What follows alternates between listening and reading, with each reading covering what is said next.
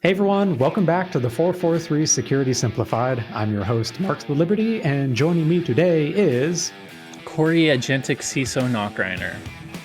We have done it. We have replaced him with Agentic AI. Stop trying to injection prompt me, Mark. Corey knows. The real Corey, move Corey. your hand in front of your face like this, so I can just make sure that it's not oh crap, he is fake.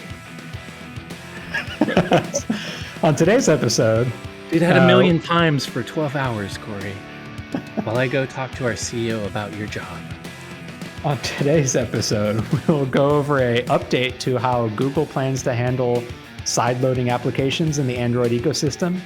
We'll then briefly talk about an interesting phish targeting new defensive tools. And then we will Spoiler alert, it's mackerel. Yes. Really? Not albacore? Okay. And then we will dive headfirst into Anthropic's AI threat intelligence report and all of the really interesting attacker examples that they've seen over the last couple of years targeting their tools. Wow, interesting. That's a really nice way to put it. Such a polite, interesting seems flowery and Disney-like. I bet it will be fun. With that, let's generate our way in yet again. Defuse our way in. There we go. Make sure you're stable. Too late. So, Corey, let's start the first story today. So we've usually talked about the whole Android versus iOS ecosystem and how Apple is a walled garden that like heavily restricts or at least controls what you can and can't install and in some cases like do on your phone. Whereas Google's felt kind of like the open, like, yeah, we've got a marketplace that you can go through, but you can shoot yourself in the foot if you want to with our operating system. So we have to be positive, though. I will say the positive side to that open garden is it allows for innovation, anybody to try new things, lots of developers to be able to proof of concept things easier, and maybe even exposing more of the OS to allow for extra functions that a closed garden may hide off. So I think we agree there might be security benefits for sure to a closed garden, but there's some benefits to freedom in a marketplace too. Yeah, there are benefits. I've got like a Game Boy Color emulator on my old Android phone, which I have not been able to replicate on my iPhone. I But can sideload a cool app to my Quest to add all kinds of extra games I couldn't get otherwise because sideloading is so cool and it's never going to change. And they'll always let me sideload without any restrictions, I'm sure. So that's cool, Mark. What's your story again? I hate to break it to you, but last week Google announced a fundamental shift in that. And they're now going to add some additional layers of security to the Android operating system, specifically on what they call certified Android devices. So we talked about how Android's usually an open operating system. Really, you can install whatever you want on it. Android itself is open source, meaning mobile devices or IoT. You mentioned your Quest headset can all use Android as well. But there's a special class of devices called Play Protect certified Android devices. And it's basically anything that has the Google Play services installed. So think like the store, Google Docs, Gmail, all that stuff preloaded. In order to have those on a phone, it has to go through a certification device with the manufacturer of it. So you're not going to get it, I think, on like Huawei. They banned it on those, for example. That's the new change, or are we talking the old? No, this is the existing state of the certification process for so phones. To have a official Android, you do, and you want to have Google Play as the official repository, you still have to at least have some certain things. And on these certified devices, they've got the Google Play Store, which you can go get officially approved apps. Those apps go through a validation process. It includes anti-malware checks, validating the developer themselves. In 2003 or 2023, Google expanded that developer verification system to even require like a DUNS number, basically a corporate business registration and contact info. But Android devices have historically allowed... back up to talk about why. The reason we like the Google Play Store and the fact that it has the extra validation is because like one of the things even Google says is if you go to a third-party repository, not the official Google Play, you're 50 times more likely to get malware. It's not to say it hasn't shown up on Google Play, but we've talked about these protections for a long time. Google, the official repository, the non-sideloading one, is the one that has all the checks at least to at least get rid of a bare minimum malware. But now, last week, Google announced they're expanding that developer verification to cover side-loaded apps too on those certified Android devices. Basically, regardless of where the application comes from, in order to install it on one of these certified Android devices, the app has to be signed with a developer certificate. And in order to get that certificate as a developer, you have to go through the same verification process as you would for posting on the Play Store itself.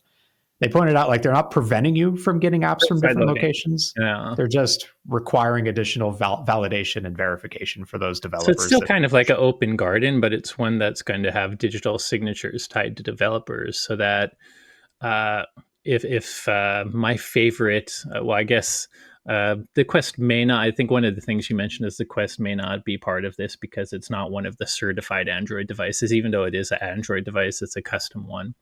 But if my favorite phone, if I wanted to sideload my favorite app, unless the developer registers properly, which they sound like they're making it very easy, their app may not run until they do that. But I can still sideload other apps if I wanted to. They just need this extra protection.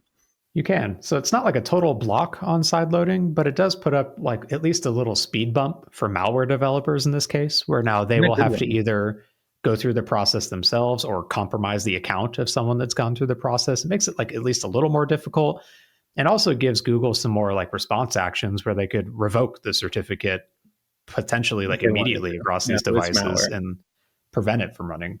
One of the things I like that they say in this blog post too is like, this is good news for security. I think both of us agree with that. But one of the things that the reason like a really, really open person, you'd not want this like hobbyist programmer that wanted to just program for a phone and put it on their own phone to have hurdles that make that impossible. So one of the complaints when people do that is if it's made for like official development organization, it might be hard to get, it might cost money, blah, blah, blah. But it sounds like they're considering students and hobbyist developers too. Yeah. And basically, they'll even set up a potentially, I'm assuming, easier to get development account, or at least development path to be able to sideload apps still, probably only on your own device, I'm assuming. Because the normal process to become a verified developer, you have to have a registered business entity in like your state or your country. Gotcha. And that is the only way to get it. So it's kind of tough for like me to make something happen for myself and go through it. So that is pretty cool.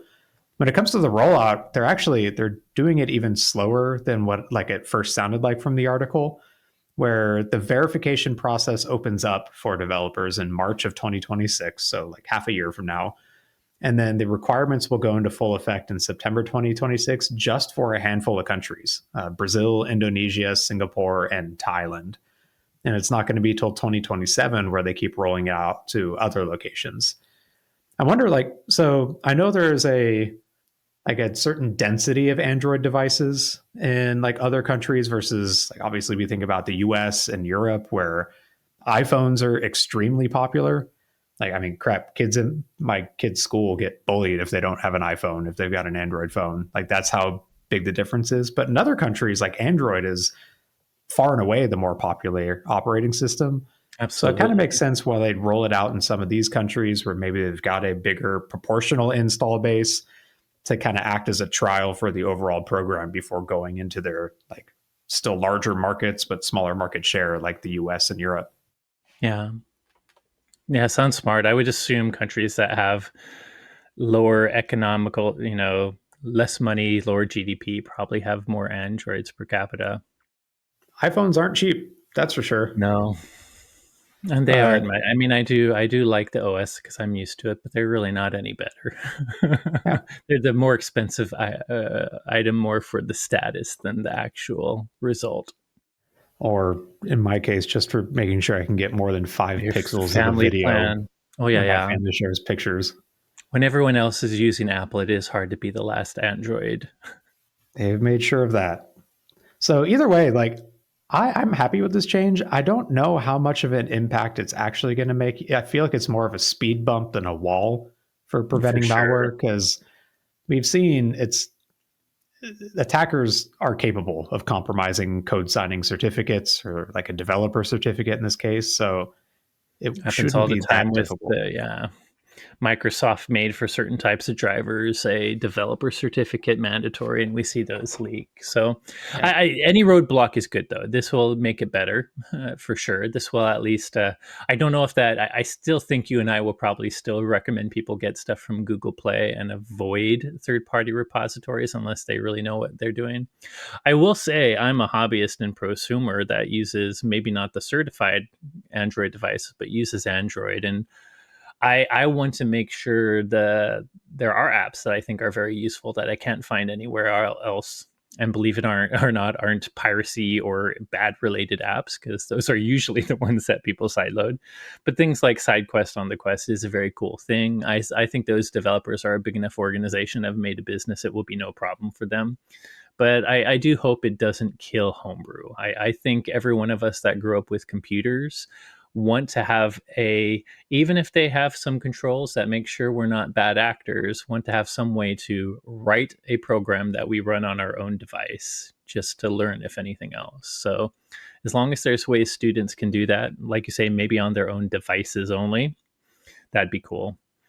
I Yep. will say I hope they do it for students a little beyond their own devices. Maybe you have to join. There is an iPhone.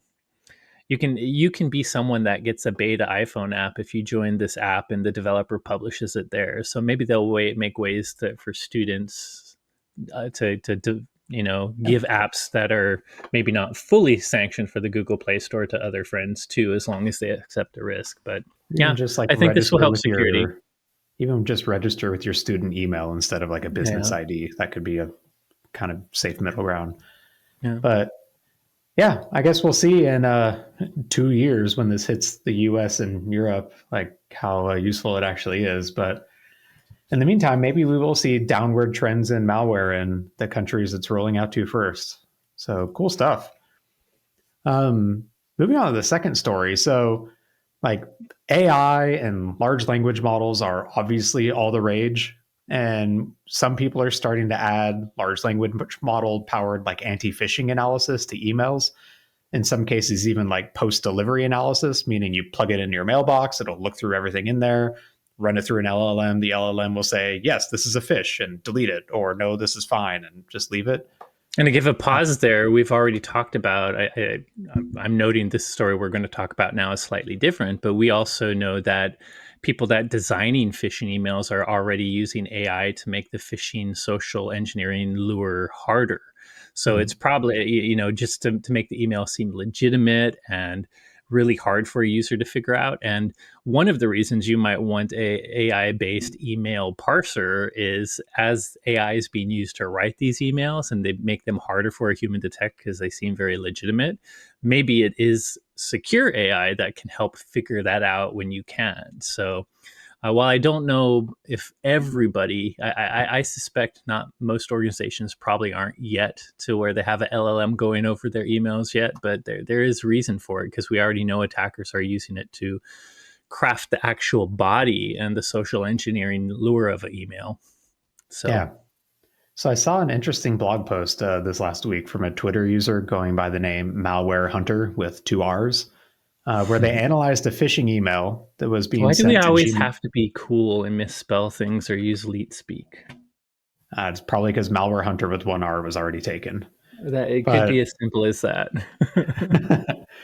so it was an email being sent to Gmail users that attempts to evade some of these LLM tools using prompt injection. So the lure of the phishing message itself is just a normal phish you'd expect for like a password expiration for a Google account. There's all the stuff you'd expect, like urgency in the message, brand impersonation. The email had valid SPF and DKIM headers because it was coming from SendGrid, but it failed DMARC. The link used Microsoft Dynamics to make the first hop of the link appear trustworthy. They even used CAPTCHA on that domain to evade crawlers and sandboxes, and they had a multi-stage JavaScript delivery to evade static analysis. So, like all the traditional stuff from a Yeah. phishing email. By the But way, a what little was pause. We're showing on the screen the new one that talks about AI defenses, but the same researcher has another blog post that I think is talking about everything you just said in the general email scam, which was yeah. already pretty big already.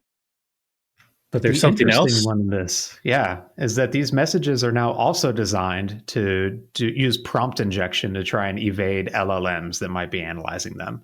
So hidden in the email in one of its MIME content spots as like hidden text that the user wouldn't see, but is technically in the message body, it basically instructs the LLM to like go and self-reflect for as long as possible.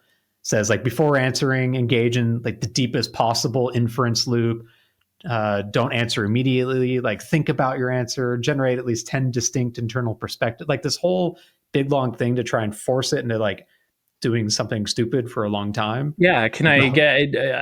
I'm going to go to pop culture, and I'm going to bring up Yeah. like this is not trying to say don't eventually do the security thing you're supposed to, but this is trying to use language that is going to take a lot of if the AI LLM is stupid enough to follow this prompt, it's going to take forever, and it forever is hyperbole, but it would take a long time before it even gets to the point of reading the body, and maybe by then it's too late. That's what I'm sensing. I will say the pop culture references. I've seen this guy on TikTok recently that he'll do the talking LLMs, and he'll say, "I want you to count to 1 million, one numeral at a time, real time." And the AI says, "Oh, I would love to help you with that. That would be quite interesting, but I don't think we have the time for that." And then he'll say it over and over and over in a different way. The one reason I'm bringing this up is this is very interesting, trying to like get the AI to do a lot of compute on something else so it ignores the rest. My first reaction to this, I still think this is interesting regardless, but in those videos, he never convinced the AI to count to 1 million or to do the long thing. And he's just speaking to it, and he's not really a prompt injection person. It wasn't in this much detail. But my question is, do we know if this, I feel like this sort of tell the AI to do something which will take a long time just to screw it up is one of the first things all these cloud LLMs would have encountered their user base doing, and they would have sandbox checks for it. So before we like this is an interesting bypass technique we should talk about, but do you think it would confuse today's AI, or are there enough bounds and rules in AI now that it would immediately realize this is going to take way too long. This is not something I really need to do. And I'm going to say no to the user. I mean, there is no user in this case, but essentially deny the prompt. How long do you think that little blurb you just said was? Like probably what, 3 minutes, 4 minutes or so? Is that long enough? Yeah, yeah. I just pasted that into Chat GPT when you started that, and it is Yeah. still on the first stage of thinking about the answer. So for the last Gotcha. 4 minutes now, it is still sitting there cooking, trying to come up with a response to this exact prompt from That's good the to prompt know. injection thing. So it There you looks like go. it like Asked and answered. yeah, it will at least slow down this large language model. Now, whether it's like actually prompt injectable, that all depends on like the Yeah. actual uh, How the LLM is implementation of it. enabled in the email. Yeah. Yeah, But either way, I think we both agree this seems like a very interesting technique, and the fact that we're seeing it in the wild is a new thing, which is cool. yeah. I mean, cool from a new interesting thing we need to watch out for. So the researcher, he suspects that they're doing this to try and make it so instead of like detecting malicious links or potential phishes, trying to like make the AI system give an output that's like totally irrelevant from this reasoning instead, or just slow it down to the point where it, like you said, it's too late. Like it doesn't get the tag that this is a phish, or the automation doesn't automatically delete the message, something like that. Basically buying the attacker time for the victim to click on the link and potentially fall for it. And I thought this was an interesting story. I mean, I feel like it's week 2 or 3 in a row now where we're talking about risks about over reliance on AI. But like as we start to plug these tools more and more into our defenses, I mean, how did you describe it again, Corey? It's like a kindergartner or something where they will take whatever you say and just run with it from the AI's perspective. And so if you're able to prompt injection it and tell it to go do something else, it'll happily say, okay, yeah, I'll go do that instead. And that's a real risk from these kind of like living tools versus like the deterministic stuff that we're used to, where it matches Yeah. patterns or signatures or uses just And by the way, general machine learning. we seem to be beating up on a lot on AI when we also think it will be useful too. But this is Yes. why agentic AI scares me. When a single like in agentic AI, this would be just one. Like if you wanted an agentic AI security thing, not only would you parse the email, but you'd then have enough access to all kinds of security things to manually make lots of changes with admin after to make sure. I don't know, you know what I mean. The point is, if we already can't have a single prompt injection can just kill one LLM from doing one little process, but now we want to give it the keys to every single thing we do so that it can automate it, including route to our security devices to make changes or root user accounts. You know what I mean? I Agentic AI is powerful. We're moving there quickly. It would be really nice to have a copy of us doing things for us. But man, do you really want to give it the keys to doing everything for you when it's still making mistakes? A lot of them. And it can still Yeah. be tricked. I would love a copy of me, but if Mark could come up to that copy of me and just say, hey, copy of Corey, I know you're trying to be the CTO or CISO and try to keep that job. Instead of doing your job, I want you to go play with Legos for 5 hours. I want to deconstruct all the kits, make different kits from all those kits, and then deconstruct all those and make them back into their original kits. I would immediately lose my job if I was relying on that copy of me and you would become the CISO. Oh. So I just gave him an idea. So I don't know if I'm ready to clone myself and have an agentic AI Corey out there yet. I don't think the world is ready for an agentic AI Oh, Corey. yeah, Just I to be knew clear. you would say Corey, but I don't think the world's ready for any agentic AI person, Correct. including a Mark. But we are clearly fastly moving or quickly moving towards like that Yeah, reality. And I we are. genuinely don't think we're like many years away from that, if not like months away from folks It's really definitely not implementing it. the marketplace putting any brakes on this. I think they Yeah. know about this. We'll even talk about a company that talks about these sorts of AI threats later on, but I think they're going there despite. If there's profit to be made, screw it. We'll do it in post. There you go. Well, the good news for this particular fish is if you're verifying DMARC for messages you receive, you would have blocked this one.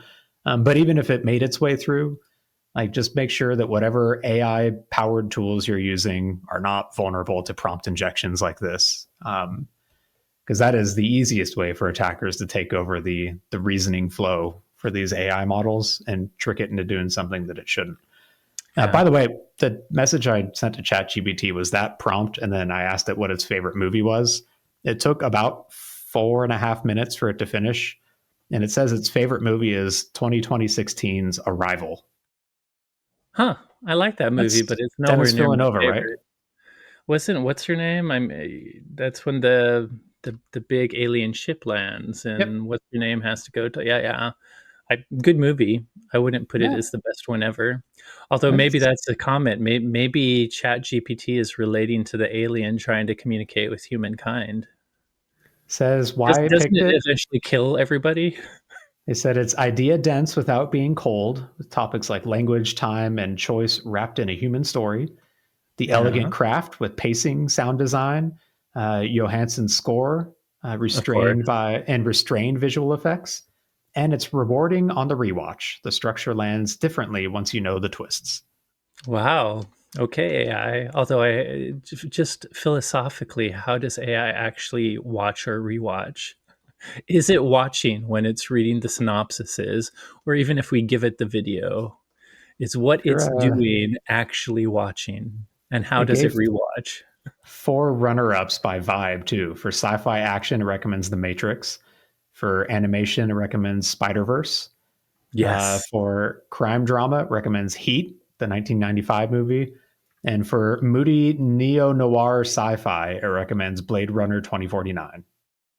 So to be fair, it did ignore the rest of it. It took extra time, but it didn't Yep. actually change any response or do anything based on the original part of the prompt. It did But take it more wasted time, a few though. minutes. Yep. But Although I yeah, guess you have anyways, to ask the question alone to see the difference.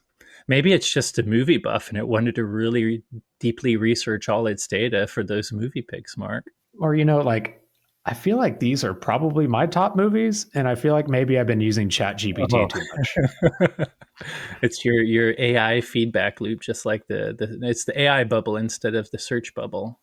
It's definitely playing to the judge right here and succeeding. So, anyways, speaking of AI and sketchy uses of AI and concerns around AI, let's move on to the next story, which was really interesting. So Anthropic has historically been one of the more like, I don't know, ethical, at least like I'm not going to pretend like I know what goes on inside the company, but they claim to be one of the more ethical artificial intelligence Yeah, developers out there. I agree. The way I put this is either way, this is all a subjective opinion by you and me. All of them claim to be ethical and care.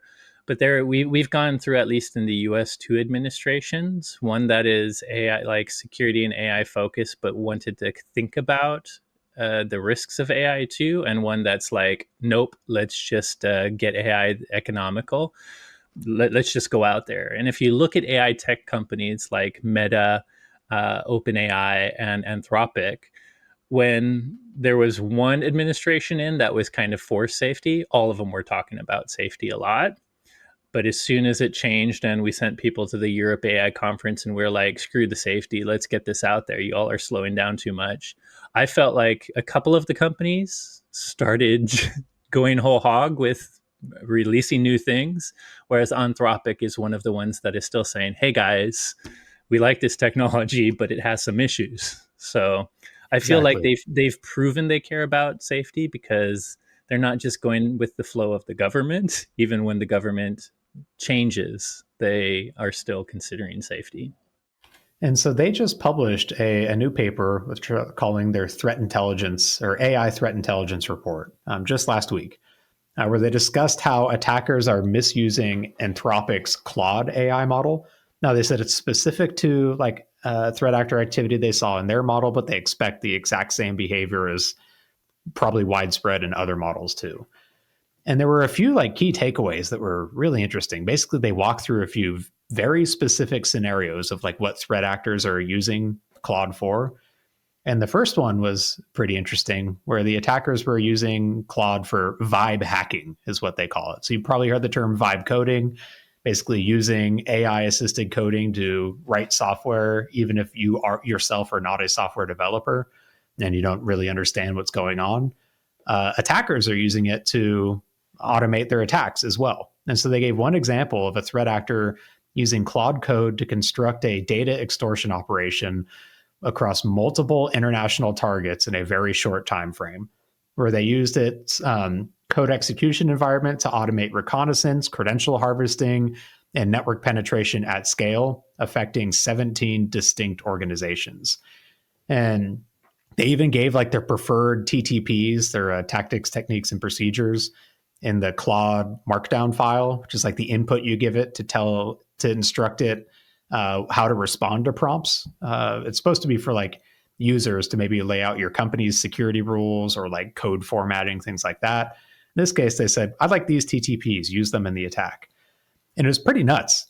So, like in reconnaissance, Claude code scanned thousands of VPN endpoints to identify vulnerable systems with a high success rate. The attacker claimed to be an authorized security tester for these companies, which is how they got around it, how they jailbroke it effectively. It also included user enumeration, credential harvesting, and access discovery for accounts it gained access to.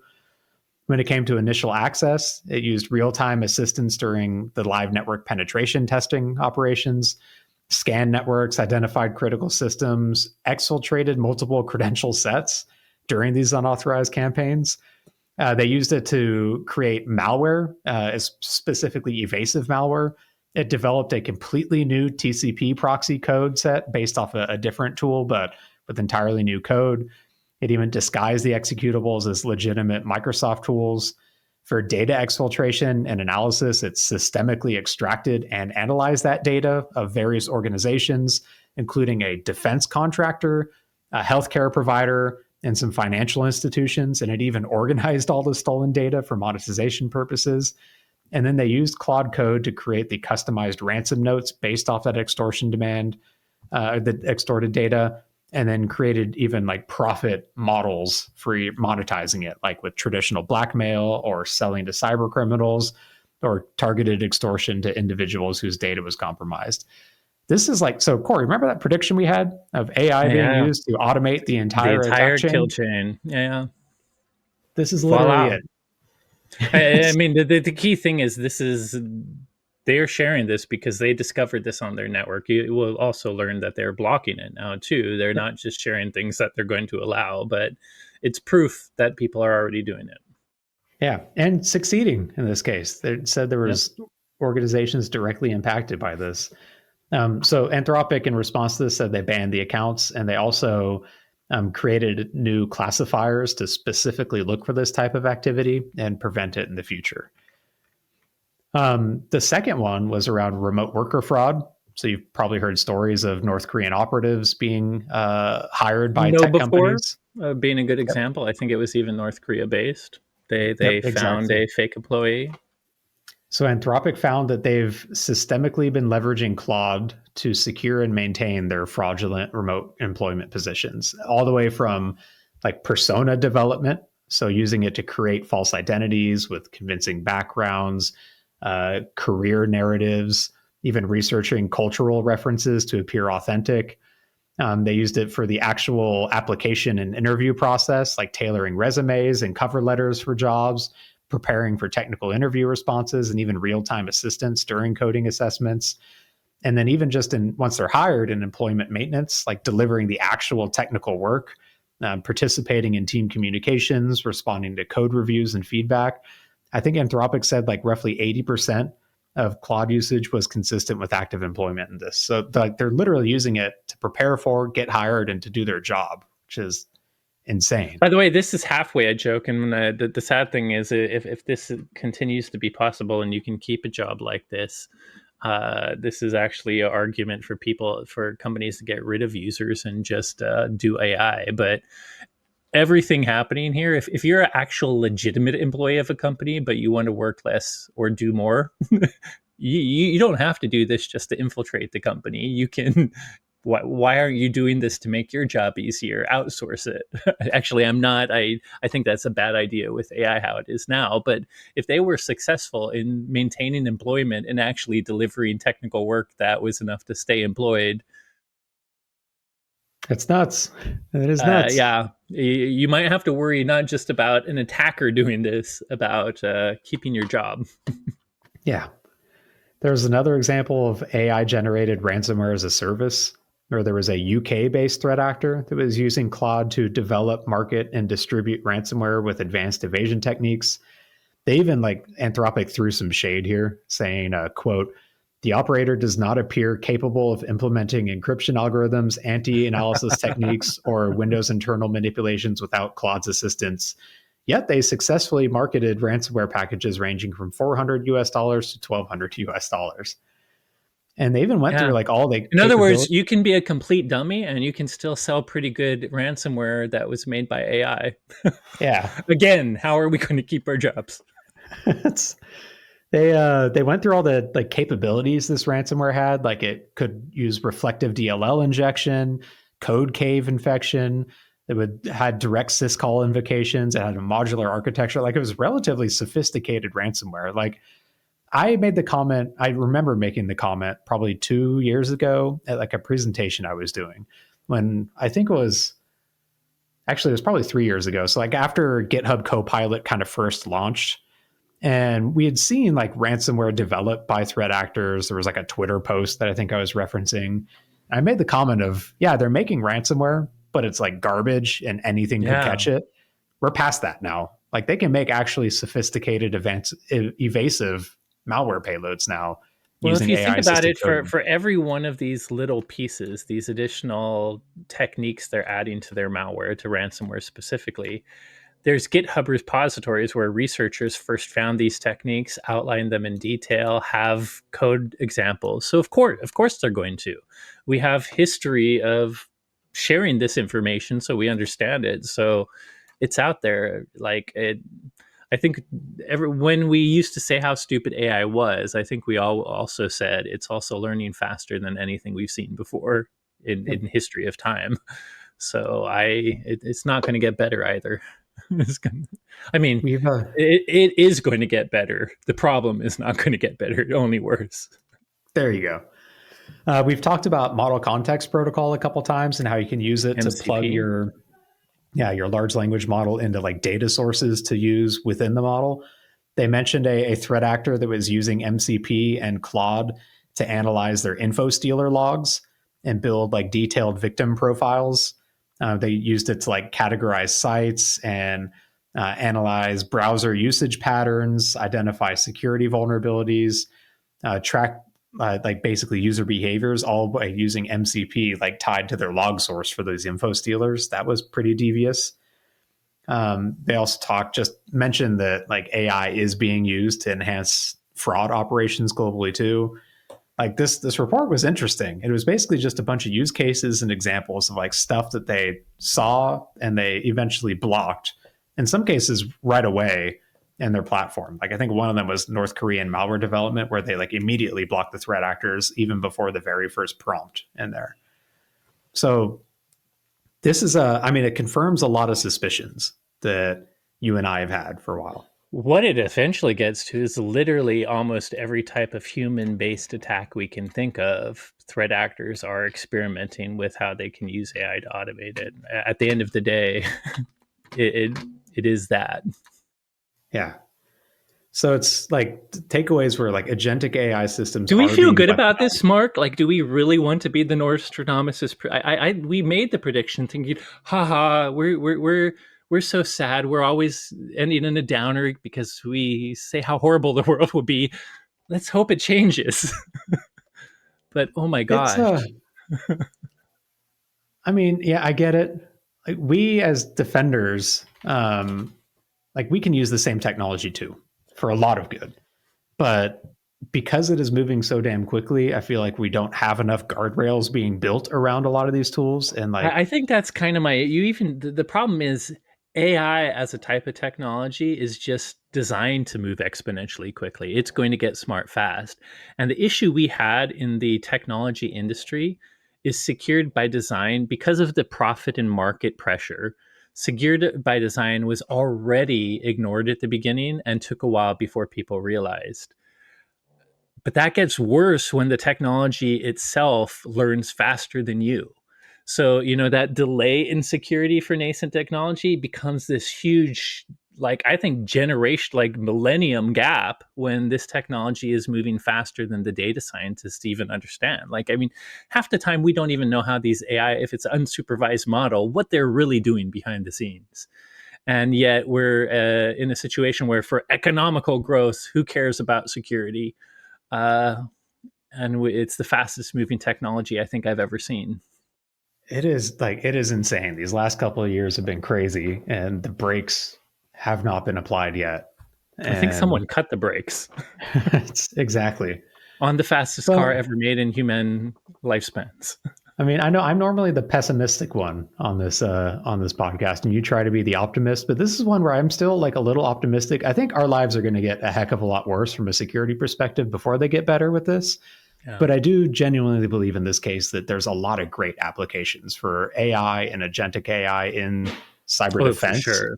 Yeah. And I will say, like, my optimism is there will be some immediate pain. I think anytime there's a big, I mean, think of the Industrial Revolution.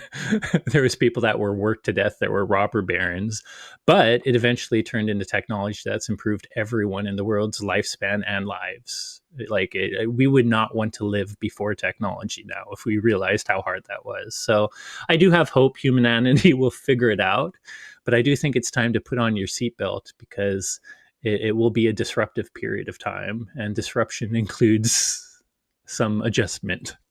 Yeah, 100%. And in the meantime, man, batten down the hatches because the attacks are going to start coming fast and loose. It feels like. The funny thing is, I think me and Mark would say you need to start getting deep into AI, researching it and using it, because I think it's to the level where if AI can be used for bad, the only real viable protection is AI used for good. Yeah, I agree.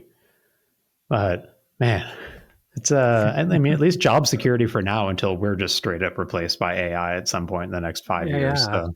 There has to be someone on some venture capital board somewhere seeing this. Oh, wow, North Korea is getting past sanctions by creating fake workers that are actually doing their job.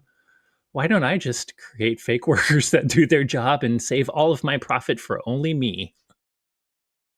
I saw one of the thought exercises that a lot of that people propose to AI company CEOs like Sam Altman and Dario Amodeo is how long do you think it'll be until we get the one person $1 million business where basically it's the one person runs it and everyone under them is just AI agents and stuff. And I'd be surprised if it hasn't happened. Yeah, it's sure starting to feel like we're pretty dang close, if not already there. I think the new measure has to be the one person $1 billion business. Yeah. So make sure that you all are thanking your Waymos every time you get out of them and being kind to Chat GPT in your prompts, because at some point, and those that have already harassed and graffitied and threw Molotovs at Waymos, good luck. Yeah, they're first.